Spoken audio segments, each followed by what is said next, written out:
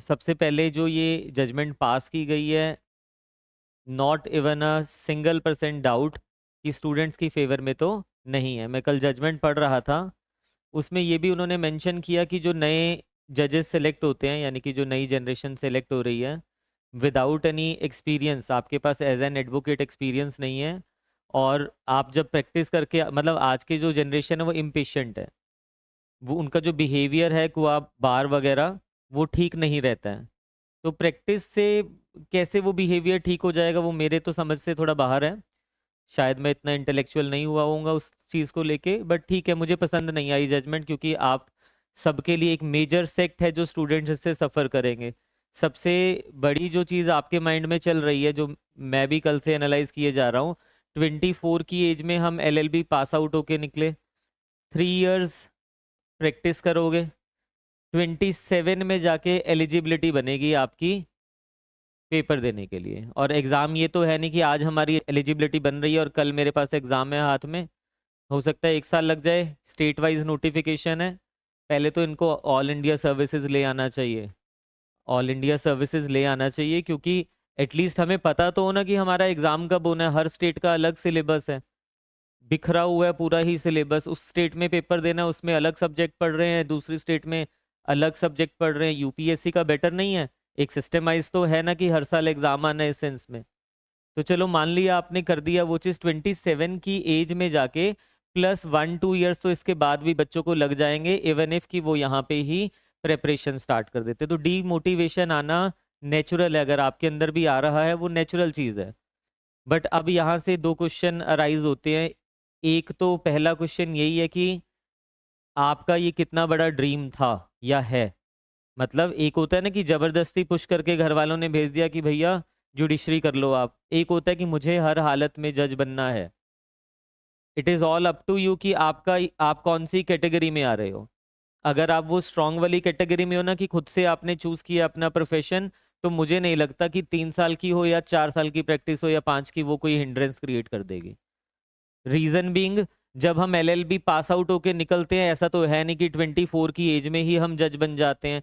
On an average मैंने कल भी आपको बताया 3 इयर्स जज बनते हुए लगी जाते हैं, कईयों को 4 भी लगते हैं, 5 भी, मैंने 6 और 7 साल भी देखे हैं लगते हुए। ऑन एन एवरेज भी अगर लगाओगे 3 साल तो आपको वैसे ही लग जाते हैं ना। अब ये जो हुआ है इसको हम अंडू नहीं कर सकते हैं। दो सिचुएशन हो सकती है, मायूस होके बैठ जाओ और कहो कि नहीं अब पता नहीं क्या होगा क्या नहीं होगा। दूसरा जो है सबके लिए, आपके अकेले के लिए थोड़ा ना, 3 ही साल का तो पीरियड है ना, बार तो नहीं कर सकते हमें जज बनने से अगर हम कैपेबल है। सिर्फ एक रिस्ट्रिक्शन, एक हिंड्रेंस ही तो क्रिएट कर सकते हो। आपको सिविल जज बनना है आज की डेट में, 3 इयर्स की प्रैक्टिस मैंडेटरी कर दिया इन्होंने, प्लस 3 इयर्स की प्रैक्टिस आपका, साथ में जो एग्जाम वगैरह आप क्लियर करोगे वो तो अलग चीज हो गया, यानी कि प्लस एग्जाम हो गया। ये दो चीजें मैंडेटरी हो गया, एग्जाम आपको क्वालिफाई करना पड़ेगा। आपने ADJ के लिए एग्जाम देने हैं, 7 इयर्स की प्रैक्टिस प्लस एग्जाम, ऐसा ही तो है ना हमारे सिस्टम में। बट अगर हाई कोर्ट का जज आप बनना चाह रहे हो, 10 इयर्स की आपको प्रैक्टिस चाहिए plus no exam. No exam, जब फेयरनेस करनी है तो पूरी तरह से करो ना। अगर किसी को थोड़ा सा यहाँ पे हिंड्रेंस क्रिएट की जा रही है, जो 28 की एज में जाके जज बन रहा है सिविल कोर्ट में, हाई कोर्ट तक पहुंचना तो बहुत मुश्किल हो जाएगा उस बच्चे के लिए। अगर हमें यहाँ पे ऐसे कैंडिडेट चाहिए जो वेल डिजर्विंग कैंडिडेट हो, अदर कैंडिडेट्स अगर इन अप्रोप्रिएट हमें लग रहे हैं, तो ऐसी रिट भी डलनी चाहिए ऑनरेबल सुप्रीम कोर्ट में कि 10 ईयर की प्रैक्टिस मैंडेटरी होनी चाहिए, नो डाउट, बट साथ में एग्जाम होना चाहिए हाई कोर्ट की सीट्स के लिए भी। आज की डेट में सुप्रीम कोर्ट को, हाई कोर्ट्स को बार बार क्रिटिसाइज किया जाता है, मैं नहीं कर रहा हूँ, आप न्यूज़पेपर उठा के देखना, आए दिन आ जाता है कि जितने भी जजेस हैं, एक मैं पढ़ रहा था किसी आर्टिकल में, वहां लिखा हुआ था ये जस्टिस के ये फादर जज रहे हैं, तब जाके वो जस्टिस बन गए, इनके ये रिलेशन में कोई जज रहे हैं, मतलब ये लिखा हुआ था नेपोटिज्म चलता है। तो जुडिशरी को ये भी चीज़ देखनी चाहिए कि अगर उनके ऊपर नेपोटिज्म के क्वेश्चन उठ रहे हैं, तो इस चीज़ को भी फिर फेयरनेस दिखाए ना। यहाँ पे हाई कोर्ट के लिए भी एग्जाम कर दो, 10 साल की प्रैक्टिस कर दो, ऐसा क्राउड आगे जाएगा जो हाईली इंटेलेक्चुअल होगा।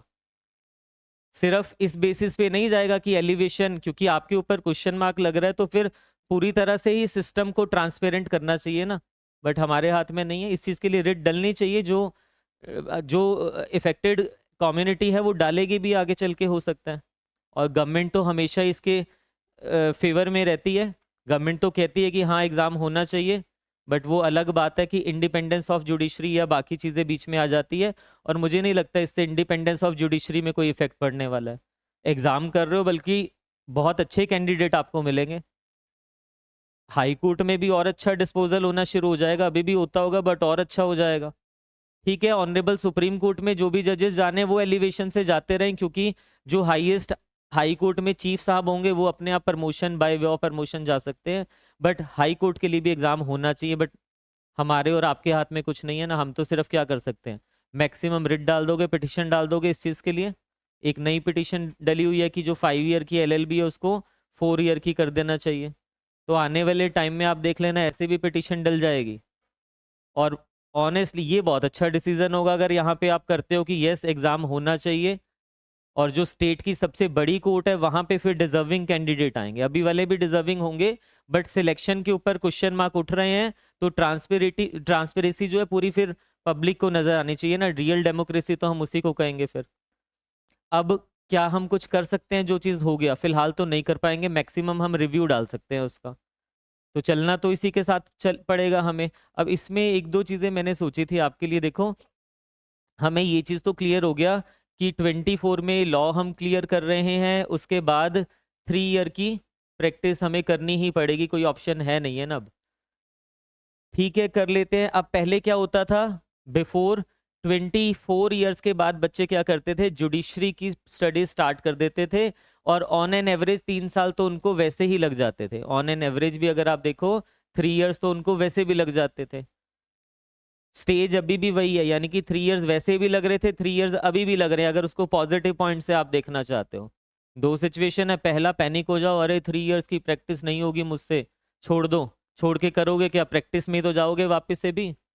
और वो प्रैक्टिस क्या होती है वो अभी आपने देखी नहीं है ना। स्टार्टिंग के 3 साल जो वहाँ पे बीतने वाले हैं वो कैसे जाएंगे वो आपको नहीं पता एक्चुअल में किस लेवल पे आपको मेहनत करनी पड़ेगी वहाँ पे। ऐसा नहीं है, जुडिशरी में भी मेहनत करनी पड़ती है।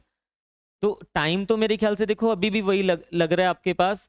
हाँ, बस ये जरूर है जो परस्यूइंग वाले हैं ना, जो एलएलबी कर रहे हैं साथ के साथ प्रेपरेशन शायद वो नहीं करेंगे।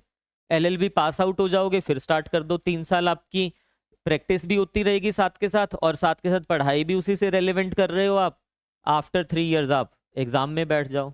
कुछ बेनिफिट्स यहाँ से आपके लिए ये क्रिएट हो रहे हैं। मेरा मानना है कि इस 3 ईयर्स में एक तो आपको एलएलएम परस्यू कर लेनी चाहिए, यूजीसी नेट आपको दे देना चाहिए।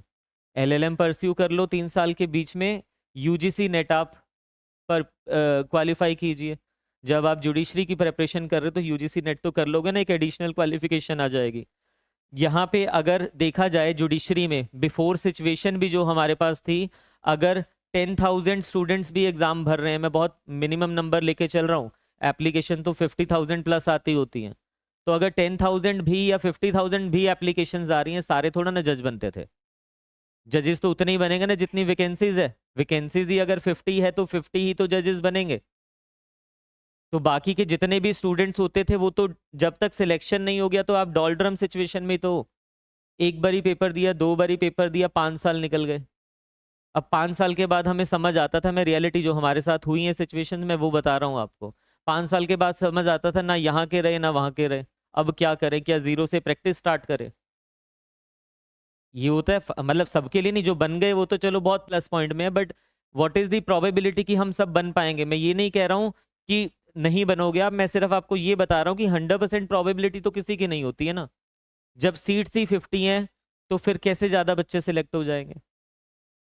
पहला दूसरा तीसरे अटेम्प्ट में हो सकता है आप निकल रहे हो, बट अगर उसमें भी नहीं निकले तो तीसरे अटेम्प्ट में कई बार बच्चे क्या करते हैं, बैकआउट कर जाते हैं, नहीं करनी जुडिशरी मुझे, तो फिर भी तो आपको जीरो से स्टार्ट करना पड़ता है।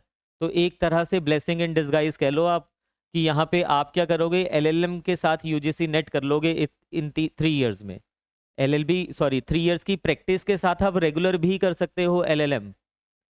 बार काउंसिल ऑफ रूल्स में पढ़ रहा था इंडिया के, उसमें लिखा हुआ है, सर्कुलर नंबर 116 2009 का सर्कुलर है, उसमें लिखी हुई है ये चीज़ कि आप रेगुलर भी कर सकते हो एलएलएम, और ये कोई प्रैक्टिस में आपकी इंटरप्शन नहीं होगी।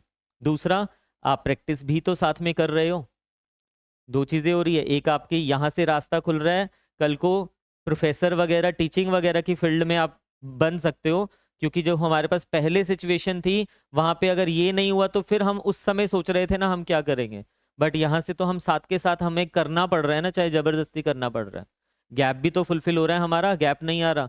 नहीं तो इंटरव्यू में आपसे क्वेश्चन पूछा जाता था, इतने आपने 2020 में एलएलबी किया है, अभी 25 चल रहा है, तो बताइए 5 इयर्स क्या किया आपने, गैप कैसे आ गया। उससे भी पूछा गया था ये क्वेश्चन। तो आपको जस्टिफाई करना पड़ता है कि हाँ मैं इतने साल से प्रिपरेशन ही कर रहा था। बट अब आपके पास वो गैप भी फिल हो जाएगा यहाँ से। सेकंड, आप प्रैक्टिस भी कर रहे हो, और ऑब्वियस ही बात है अगर प्रैक्टिस कर रहे हो तो कुछ सीखोगे ही यहाँ से, जीरो तो नहीं जाएगी ना, कुछ तो सीखने को मिल रहा है हमें यहाँ पे भी। तीसरी सिचुएशन, आप यहाँ पे इसके साथ एडीए वगैरह के एग्जाम दे सकते हो। एडीए जैसे हरियाणा के एडीए की बात करें वहां पे प्रैक्टिस की रिक्वायरमेंट ही नहीं है हमारे पास। पंजाब या किसी और की बात करें वहां रिक्वायरमेंट है तो 2 इयर्स का ही एक्सपीरियंस मांगा जाता है। तो 2 इयर्स के बाद आप यहाँ के लिए एलिजिबल हो जाओगे। इसके बाद जुडिशरी देते रहो आप। हरियाणा में जब प्रैक्टिस नहीं चाहिए, ये भी तो आपकी प्रैक्टिस में ही काम हो रहा है ना, काउंट हो रहा है ये चीज़। आप भले ही एज अ सरकारी वकील प्रैक्टिस कर रहे हो या फिर एज अ प्राइवेट प्रैक्टिस कर रहे हो, दोनों काउंट हो गई। तो कहीं ना कहीं तो सेटल हो ही रहे हो। यहाँ नहीं, सपोज यहाँ भी नहीं बना, बॉयज के केस में यहाँ पे भी नहीं बना, तो लास्ट प्रैक्टिस 3 साल में जो सीखा उसको तो हम आगे ले जा सकते हैं ना, फिर भी आगे जीरो से तो नहीं करना पड़ेगा। यानी कि कहीं ना कहीं तो हमारी सेटलमेंट हो ही रही है। इससे मैं ये नहीं कह रहा हूँ कि जजमेंट मुझे पसंद आ गई और ठीक है आपके भले के लिए, ऐसा कुछ नहीं है। Obviously against the interest of students है, उन्होंने अपने पॉइंट ऑफ व्यू से जजमेंट दिया है कि हाँ उन्हें ऐसा क्राउड चाहिए जो एक्सपीरियंसड होना चाहिए, 3 इयर्स की प्रैक्टिस कर दिया। बट आपको इसमें पॉजिटिव पॉइंट्स ढूंढने हैं, तब आगे सरवाइव कर पाओगे। नहीं तो एक एक जो मुझे और जो मुझे पर्सनली सबसे प्लस पॉइंट इसका लगा है ना, वो ये लगा है जैसे एलएलबी करते ही बच्चे जुडिशरी की प्रेपरेशन स्टार्ट कर देते हैं ना, आप में से बहुत बच्चे ऐसे हैं, वो अंदर से ना एनर्जी लेवल नहीं आ पाता उस लेवल का कि मुझे जज बनना है। क्यों? क्योंकि बैक ऑफ द माइंड चल रहा होता है कि ठीक है बन गए तो ठीक है, नहीं तो प्रैक्टिस कर लेंगे, ये कर लेंगे वो कर लेंगे। प्रैक्टिस किया नहीं तो प्रैक्टिस का पता नहीं है ना वहां क्या सिचुएशन होने वाली है। अब जब आप प्रैक्टिस साथ में करोगे ना, फिर अंदर से समझ आ जाएगा 3 साल के अंदर, अरे नहीं प्रैक्टिस में तो 10 साल लग जाएंगे, 15 साल लग जाएंगे, प्रैक्टिस नहीं मैं इससे डबल मेहनत कर लूंगा, पर बनना मुझे जज ही है। मुझे एक ये इनडायरेक्टली बेनिफिट बस ये नज़र आया है कि जो बच्चे थोड़े नॉन सिंसियर भी होते थे पढ़ाई को लेके कि हमारे पास ऑप्शन है, अभी इमेच्योर हैं बच्चे क्योंकि उस साइड को देखा नहीं है, जब ये साइड वो देख लेंगे तो उनको समझ आ जाएगा प्रैक्टिस क्या चीज़ है, प्रैक्टिस किस लेवल की आपसे मेहनत मांगती है। तो आपको फिर वो पुश करेगी प्रैक्टिस ही खुद की, यहाँ पे जोर लगा लो, यहाँ मेहनत करोगे तो पूरी लाइफ यहाँ सिक्योर हो जाएगी, यहाँ अदरवाइज पूरी लाइफ मेहनत करनी पड़ेगी आपको। हम जब देखते हैं यहाँ पे कि नहीं नहीं on supreme court high court में तो इतने बड़े बड़े एडवोकेट्स हैं, आप उस लेवल तक पहुँचना वो बहुत दूर की बातें हैं। उनकी जनरेशन वकालत में होती आ रही हैं अभी तक, तब जाके वो वहां तक पहुंचे हुए हैं। ऐसे ऐसे भी एडवोकेट्स हैं जिनको जजशिप तक ऑफर हुई है, उन्होंने मना कर दिया कि नहीं चाहिए, हम एडवोकेसी में ज़्यादा खुश हैं। क्यों? क्योंकि अदरवाइज बहुत अच्छा चल रहा है ना प्रोफेशन। बट हर कोई ऐसा नहीं हो सकता ना। अब तो इसी में और बच्चे बहुत सारे आ जाएंगे। एक तो वॉलेंटरली बच्चे आ रहे थे पहले, अभी तो बिना इच्छा के भी आपको जाना ही पड़ेगा वहां पे। तो बस ये किया जा सकता है, ये 3 इयर्स को यूटिलाइज किया जा सकता है इन अदर सेंस। एलएलएम करके यूजीसी नेट क्वालिफाई करो, 3 इयर्स की प्रैक्टिस भी आपकी हो रही है, इन दी मीन वाइल एडीए के एग्जाम देते रहो, कहीं तो सेटलमेंट होगी। और 3 साल पता भी नहीं चलेंगे कब निकल गए, जुडिशरी फिर से आपके लिए ओपन हो जाएगा। नहीं भी क्लियर हो रहा तो कुछ तो कर रहे हैं ना हम यहाँ पे, घर वाले भी नहीं बोलेंगे आपको। अभी तक तो होता था ना, 1-2 साल में बोलने लग जाते थे अरे हुआ नहीं एग्जाम क्लियर, इतना भी क्या होगा, देखो वो लग गया वो लग गया, आपका क्यों नहीं हो रहा क्लियर। बट अब आपके पास ये ऑप्शन तो है ना कि आप प्रैक्टिस कर रहे हो साथ में, तो बोलने को ये चीज़ भी हो जाएगी। तो ये कुछ पॉजिटिव पॉइंट्स है जो आप लेके आगे चल सकते हो। और जो बिल्कुल रीसेंट पास आउट बच्चे हैं उनके लिए कोई हिंड्रेंस नहीं है बिल्कुल। अभी आपकी तो एज ही कुछ नहीं है ना, आप 23-24 की एज में एलएलबी आपने कर लिया हुआ है, तो अभी 3 साल लगाना कोई बहुत बड़ी बात नहीं है। बस एक एक जो स्टूडेंट्स है जिनको सबसे बड़ा इम्पैक्ट पड़ा है इस चीज़ का, वो है जो एलएलबी को भी 3-3 साल हो गए किए होकर, जिन्होंने एनरोलमेंट अभी तक नहीं करवाया था। 3 साल वैसे भी हो गए आपको, 3 साल तक आपने एनरोलमेंट नहीं करवाया, अब आप एनरोलमेंट करवा रहे हो तो 3 साल आपको और लगाने पड़ेंगे। बट अदरवाइज ऑप्शन क्या है? इस जैसे जुडिशरी को हम सोचो एक बारी के लिए सोचते हैं, छोड़ देते हैं, कुछ और कर लेते हैं। तो जो कुछ और करोगे ना उसमें भी आप बहुत टाइम लग जाएगा। लॉ से रिलेटेड, लॉ छोड़ो, इंडिया में जितने भी फील्ड्स हैं हमारे पास, हर किसी में ही मेहनत लिखी हुई है, हर किसी में बहुत मेहनत करनी पड़ती है। और वो जो डिज़ायर्ड रिजल्ट आप सोच के चल रहे हो वो ज़रूरी नहीं है हर हर फील्ड में आपको मिलते होते हैं। तो आप देखो आपने कितना बड़ा सपना देखा है, कितने आपके अंदर एनर्जी है, उस सपने को पूरा करना है तो मेहनत करनी पड़ेगी। मुझे खुद 5 साल लग गए थे उस सपने को पूरा करते हुए। मैंने तो 4 साल उससे पहले प्रैक्टिस भी किया, 4 साल प्रैक्टिस किया। उन्होंने नहीं बोला था कि 3 साल की प्रैक्टिस करके आओ, पर उस समय नहीं बनना था। जब 4 साल प्रैक्टिस, उसके बाद 5 साल लग गए, क्योंकि उसके बाद प्रेपरेशन स्टार्ट किया। तो ये नॉर्मल टाइम है, एवरेज टाइम 3 साल लग ही जाता है। तो इसको वो मत सोचना कि अरे अब तो हम एक साथ में बिल्कुल जैसे ही लॉ पास आउट होके निकले अब हम जज नहीं बन पाएंगे। पहले भी नहीं बन पा रहे थे, पहले भी इतना टाइम लगना ही लगना था, बस वो हमें पता नहीं होता जब तक हम एग्ज़ाम नहीं दे लेते हैं। ठीक है, तो सिचुएशन कोई बहुत ज़्यादा वर्स्ट हुई नहीं है। अभी भी जो डिजर्विंग कैंडिडेट्स है वो भी आगे जाएंगे। सबसे बड़ा जो बेनिफिट यहाँ पे हुआ है वो उनको हुआ है जो 3 साल से एक्चुअल में प्रैक्टिस कर रहे थे। जिनको लगता था कि प्रैक्टिस में जुडिशरी की प्रेपरेशन स्टार्ट भी नहीं की हो, भले ही प्रैक्टिस कर रहे हैं, 3 साल हो गए, 4 साल, अब उन्हें समझ आ गया कि प्रैक्टिस तो एक दलदल है, 15 साल लग जाएंगे इसमें। अब उनके लिए दरवाजे खुल गए क्योंकि कंपटीशन कम हो गया ना फॉर द टाइम बिंग। ठीक है, बट आपके लिए भी कोई दूर की बात नहीं है, 3 ही साल की बात है। और आप में से कुछ स्टूडेंट्स की तो 2-2 साल की वैसे ही प्रैक्टिस हो रखी है, कुछ की तो पूरी भी हो गई है, कुछ की 2-2 साल की हो रखी है। तो एक आधे साल में तो कुछ नहीं होने वाला है। ठीक है, तो अपना माइंड डाइवर्ट किए बिना इसकी प्रेपरेशन उसी पेस पे करते रहो जो आप कर रहे थे, क्योंकि जो दूसरी साइड है वो और भी ज़्यादा डार्क है, अभी हमने देखी नहीं है, तो हमें लगता है कि वहाँ पे बहुत कुछ होगा, बट ये इजी वे है इसमें। अब तो आपको सिर्फ, पहले क्या था जब हम प्रेपरेशन कर रहे थे, या तो जज बनते या फिर उस समय सोचते कुछ और करेंगे। अब तो ऐसा नहीं है, या तो जज बनेंगे, वकील तो बन ही गए 3 साल से जब प्रैक्टिस कर रहे हैं, और नहीं तो एलएलएम किया हुआ है उस साइड भी ट्राई कर सकते हैं उसके बाद जज नहीं बने तो। और 3 साल में हम एडीए के एग्जाम भी दे रहे तो हो सकता है सरकारी वकील बन जाए। तो ऑप्शन हमारे पास अब वाइड हो गए हैं, चाहते हुए भी और ना चाहते हुए भी। तो ब्लेसिंग इन डिसगाइज कह लीजिए आप। ठीक है, अभी हम फिर स्टार्ट कर रहे हैं टीपीए की क्लास। पैनिक होने की तो बिल्कुल जरूरत नहीं है। बच्चे क्या करते हैं, इसी को सोचते रहेंगे, अरे अब क्या होगा, अब क्या होगा। 10 बारी बोलो अपने माइंड को अब क्या होगा, 11वीं बारी आपका माइंड जो है आपको वो नेगेटिव साइड ही ले जाना शुरू कर देगा। बट अगर पॉजिटिव डायरेक्शन में लेके चलोगे, इस चीज को पॉजिटिव वे से लेके चलोगे, तो आउटकम्स भी पॉजिटिव निकलेंगे सूनर और लेटर। ठीक है, जस्ट आपके उसके ऊपर और भी हो सकते हैं, मुझे ये समझ में आए तो मैंने वो बता दिए। बताओ ऑप्शन और भी बच्चों को। हम्म वो तो फिर बहुत सारे ऑप्शंस हैं ऐसे। तो लॉ ऑफिस उसमें लग सकते हो आप, किसी लॉ फर्म को ज्वाइन कर सकते हो, कॉर्पोरेट सेक्टर में जा, वो तो हमेशा ही खुले हैं ना ऑप्शन। ये ऑप्शन आपके पास लिमिटेड टाइम के लिए होता है, बाद में आपको कभी रिग्रेट नहीं होगा। और ये आपके अकेले के साथ नहीं है, सबके साथ हुआ है। और रिव्यू डल जाएगा, चेंज हो ना उसको कुछ कह नहीं सकते हैं, बट एक मिडवे सॉल्यूशन होता है ना, तो स्टूडेंट्स भी सेटिस्फाइड होते। 1 साल की प्रैक्टिस कर दिया, और मैं पढ़ रहा था जजमेंट में बहुत से हाई कोर्ट्स ने कहा कि 2 साल की प्रैक्टिस कर दो, बहुत से हाई कोर्ट ने कहा प्रैक्टिस होनी नहीं चाहिए, कुछ ने कहा 1 साल की होनी चाहिए। हरियाणा स्टेट ने बोला होनी नहीं चाहिए प्रैक्टिस, स्टेट स्टेट के भी वो लिए गए थे। हाई कोर्ट की बात नहीं कर रहा हूँ, हरियाणा स्टेट की बात कर रहा हूँ, कमीशन की बात कर रहा हूँ। स्टेट की भी ओपिनियन ली गई थी, हाई कोर्ट्स की भी ओपिनियन ली गई थी। ऑन दी अदर साइड देखो ना, यूपीएससी में 21 साल का बच्चा वो एग्जाम क्लियर करके आगे निकल जाता है, आने वाली जनरेशन के लिए क्या मोटिवेशन रह जाएगा। हमें सिस्टम के फ्लॉज को, ये टाइम को एक्सटेंड करके नहीं दूर करना होता है, कुछ और हम करते हैं ना, 2 साल की ट्रेनिंग कर देते, और ट्रेनिंग को इतना फ्रूटफुल बनाते हैं बच्चों के लिए कि उसमें आउटकम ऐसे निकलते आगे से। बट ये तो गर्ल्स के लिए थोड़ा और प्रॉब्लम है। कुछ बच्चे मतलब लिटरली फ़ोन करके रो रहे थे कल की, मैं कल आधे बच्चों का फ़ोन पिक भी नहीं कर पाया, कुछ 2-2 फ़ोन पे कॉल आ रही थी दोनों पे। तो जिनकी कल बात नहीं हुई है वो आज कर लेना फ़ोन, कोई बात नहीं। और लिटरली गर्ल्स में से कई बच्चे तो इतने डिमोटिवेटेड थे कि अब घर वाले कुछ नहीं करने देंगे।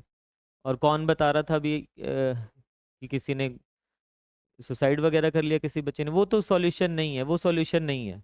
उससे तो फिर आपने बिल्कुल अपने घर वालों को भी दुख दे दिया आपने। लाइफ किसी चीज से एंड थोड़ा ना हो जाती है। एक ना वो किसकी है, हरिवंश राय बच्चन की वो पोएट्री है, एक वो नन्ही सी चींटी होती है, दीवार पे चढ़ती है गिरती है, फिर चढ़ती है गिरती है। वो एक एक टाइम पे तो ऊपर चढ़ी जाती है ना। वो कोशिश करने वालों की कभी हार नहीं होती है ना। तो वो ठीक है, एक हर्डल आ गया हमारे बीच में, कोई बात नहीं, आने दो। अब जब रेस में भाग ही रहे हो तो फिर पीछे मुड़ के दोबारा जिस भी फील्ड में जाने की सोचोगे ना, 3 साल से ज्यादा ही लग जाएंगे, कम नहीं लगने वाले हैं। और वो ऑप्शन आपके पास हमेशा ही ओपन रहेंगे। ठीक है।